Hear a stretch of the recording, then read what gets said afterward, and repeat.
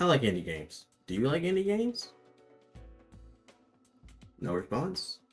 Okay, I'm gonna take you being here as a yes. I would say indie games are one of the best parts of the gaming industry, being both cheap and a lot of the time unique experiences you can't get in AAA titles. Of course, that's not to say all AAA titles are bad. The AAA scene has some bangers. It indeed has some bangers. But these games are starting to get rarer and rarer as companies are rushing to put out titles to try to make more money instead of trying to sell a good experience. Graphics growing in games to the point where they're starting to look like reality, but it's one of the bigger things that's troubling the AAA space. Beautiful graphics require a lot of time to make them. This can make the game take years of development before it's even released, and it may not even be released in a finished state. The game and the people working on it still must be funded, and this tends to scare a lot of major developers from taking risks and trying something new in a lot of AAA titles now. This is why I think indie games are one of the best aspects of gaming. Indie games are opposite of major developers. It's all about taking risks and making the games that the developer just wanted to make. The creative freedom allows for some of the best ideas in the space to be formed and created.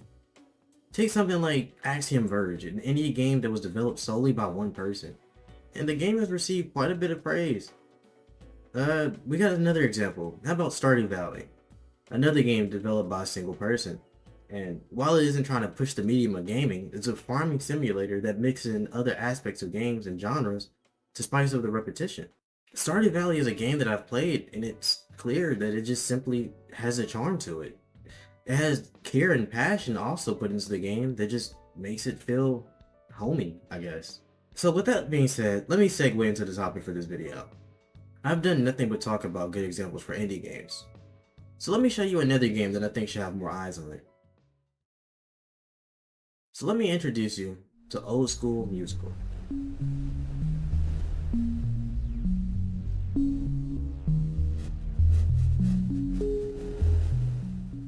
Old School Musical is an indie game that was made by the indie game studio La Moutarde? Moutarde. Moutarde. It was made by this indie game studio, and the game was published by Playthis. The game was released on September 13th in 2018. The game came out for both Nintendo Switch and on computers. The game is simple. It's a rhythm game that follows the adventures of the two main characters and their journey through different worlds to save the universe. I know, from just hearing that, the plot isn't super original, but it doesn't have to be. Throughout the game, it shows how different it is from other games. The art of the game is a retro 8 to 16-bit aesthetic that matches the energy of the game, but we'll talk more about that later. The game is pretty short, being around 3 hours, with that being around the time it took me to beat the game. But the game provides a valuable experience within just those few hours. The game is also cheap, being $12.99 on Steam and Nintendo Switch. I got the game on the Steam Summer Sale for around $2, so if $13 is a bit much for you, I would say wait for it to go on sale like I did. Before I get into the game, I want to stress that if you think this looks fun, stop the video and go play the game. And if you don't want to do that, stay and watch this great game. The game begins with a monologue of the beginning of the story and introducing the brothers and the life they live up until the beginning of the story. This intro to the game explains that the brothers live on an island and have never seen the outside world, but they long to experience and see the world outside, so they make a promise to each other that they will. Here on the island, they are raised by their mother, Big Mama, a funny looking fellow if I must say myself, and are trained brutally, and told that it was because one day they would be the heroes that would save the universe. That is all we're told at the beginning of the story, and the game starts with the interaction between the brothers. And from here, I guess I should explain who the brothers are. One of the brothers has a short build, but is very smart. His name's Tib. The other brother is opposite, being tall, strong, but he's kinda dumb, named Rob. The brothers are then interrupted by Big Mama and told to come train. And this is the tutorial for the game. The mechanics for the game are simple. The buttons on your controller correspond with the note colors in the direction that they come down to the middle of the screen.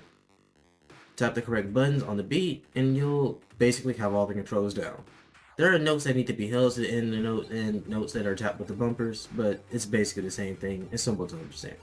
The training is continued by Big Mama simply chasing the brothers around and throwing random items at them, and that is the first level of the game.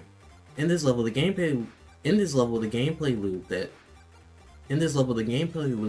that will be for the rest of the game is established, with the chiptune soundtrack playing when you hit the correct notes. with the chiptune soundtrack playing in the background as you hit the correct notes. In the top left corner, there's a health bar that lowers every time you miss a beat, and if the bar is empty, you have to see this game over screen. While you're tapping the rhythm, the brothers are in the back moving or doing whatever they are doing for their mission. This adds a lot of variety to the screen and makes the game feel a lot cooler, I guess you could say, so that you're not just looking at a screen and tapping beats. At the end of the song, the training ends and there's a 13-year time skip to Rob's birthday. Here, Tib is 23 and Rob is 16. Yes, Rob was doing all that training at 3. The brothers are walking home and joking that Big Mama told Rob to do 300 push-ups for his birthday, when the world around them begins to glitch. The brothers begin to panic and head inside the house trying to find Big Mama. But she's nowhere to be found. But there's a note lying on the table saying to find her at the communication tower with a remote of some kind next to it.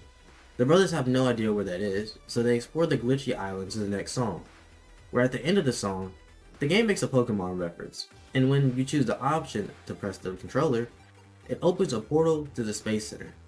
This place allows for them to travel between worlds, so that's what they do while they're searching for Big Mom.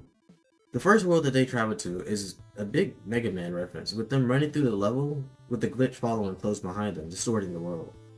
From here, most of the worlds are a reference to some type of old retro game. The brothers reach the end of the level, with Tib defeating the boss with Rob as support. After defeating the boss, they are told there is a communication tower below in the sewer, so they jump down and are transformed into turtles. I'm sure I don't have to explain this reference. The brothers then run through the level with the glitch following behind. When they reach the end of the level, they find a portal that leads back to the Space Center, leading them back to where they started. They travel to the next world, which is a reference to Metal Gear Solid, where the brothers run through the world, sneaking and taking down robots after they've been given a mission by the commander. And right here, I want to take some time to bring up one of the best parts of this game is the interaction between the characters. When the brothers get to the world and the commander asks them to help, and gives them the mission, Rob makes them say please before they even begin to help. It's just a small interaction like this that happens all throughout the game that gives the game a lot of charm between songs. But after getting his pleas, the brothers go through the level with a glitch following behind the brothers. The mission is to destroy the main computer that is spreading the virus and making all the robots hostile and save the captured soldiers inside the ship. The brothers are dressed as the characters from Metal Gear Solid, with Tib being dressed as Snake and Rob being dressed as Quiet. This is another moment that gives the game charm, with Rob saying the swimsuit chose him proudly. They continue going through the ship, being discovered and running, and eventually cornered.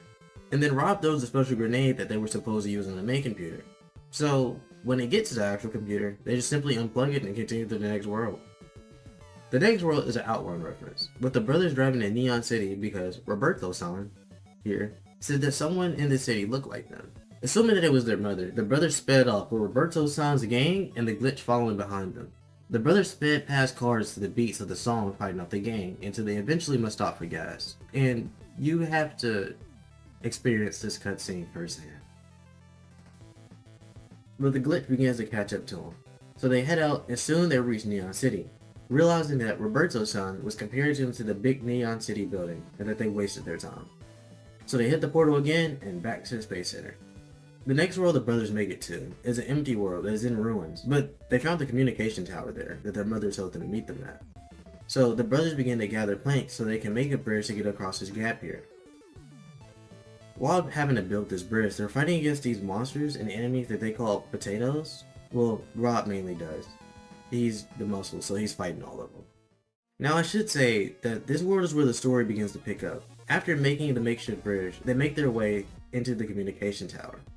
While exploring, they come across a screen that reveals that the world that they are currently in is the world that the Space Center is floating around, meaning that the communication tower has been beneath them the entire time. This raises questions for them like, how can they even read the language on the screen? And other things. They continue to the top, meeting Big Mama there.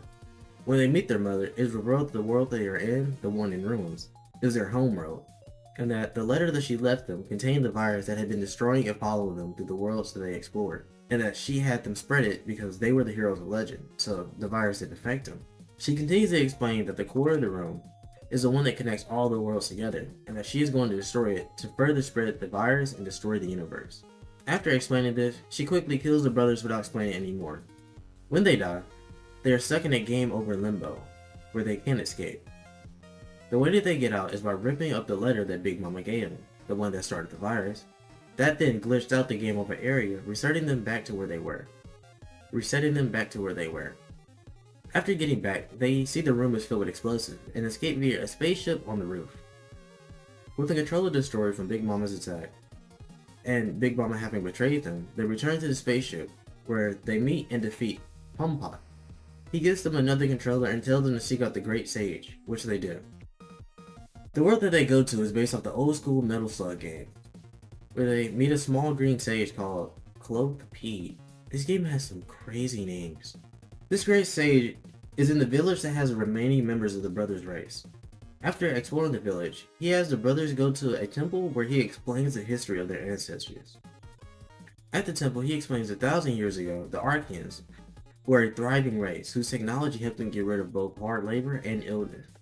Their technology became so advanced that they became able to travel between worlds, starting a new era of exploration. But one of these portals that they had opened harbored something evil. The shadow that came out of this portal destroyed the world of the Archeans, with a few survivors managing to escape. After destroying the planet, Shadow was exhausted and had to regain his strength. But the surviving members of the race had a prophecy that two brothers, Tib and Rob, would be the heroes to defeat the Shadow and save the universe. Before they could fight the Shadow, whose body is buried in the temple, they needed a magic flute to open the door. So they go to another world to find the owner of this flute. The next world that they go to is a reference to the Legend of Zelda, where Tib is Link and Rob is Zelda. They explore the world, getting a legendary sword, defeating monsters while looking for Clint, who has the magic flute, and they eventually find his home, discovering that he's been kidnapped by the Chicken Republic. So the brothers go to the world of the Chicken Republic to find Clint.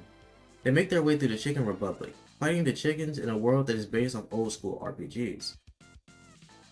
It takes them a few weeks of exploring the Chicken Republic, but they eventually reach the castle of the kingdom where Clint is being held. They defeat the king and find Clint, where they take his magic flute, without even releasing him from prison. They return to the temple to have their final battle with Shadow. The brothers in Shadow have a final confrontation speech, with the Shadow saying that even though he had took care of the brothers their entire lives, he's never felt any kind of care for them, which is honestly a cool fact. Normally in stories like this, we have the villain becoming like humanized, you could say, where eventually they felt a little bit of care in their final moments and realized that they did love him. No, Shadow just straight out flatly says he never cared. He was just on demon timing, which actually explains why they were treated so badly. Like how once Rob was kicked out the house during the winter, needing Tib to sneak out to help him survive. But with the words out of the way, the final battle begins, and is one of the harder songs in the game. But in the end, the brothers do overcome Shadow and save the universe, with them living in the village with the others of their race, finally having a place to belong and people they could call family.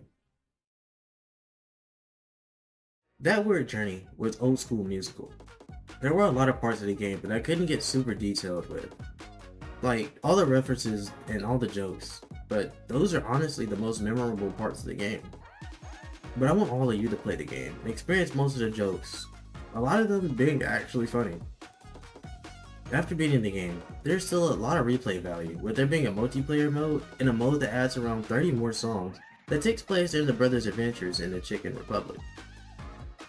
So $13 for a story mode and all the post-game content, I think is a steal. But back to the topic of this video. I found this game on Steam Summer Sale. Found this game on a Steam Summer Sale, and thought it would be a quick game that could kill a few hours. But it turns out this game is a blast. This is what I think indie games do best. They provide a unique experience that most modern games can't do with higher price tags. This game provides an amazing experience in just 3 hours. So if you have a few hours to spare, I want you to give the game a try, so you can also learn why we don't listen to Rob.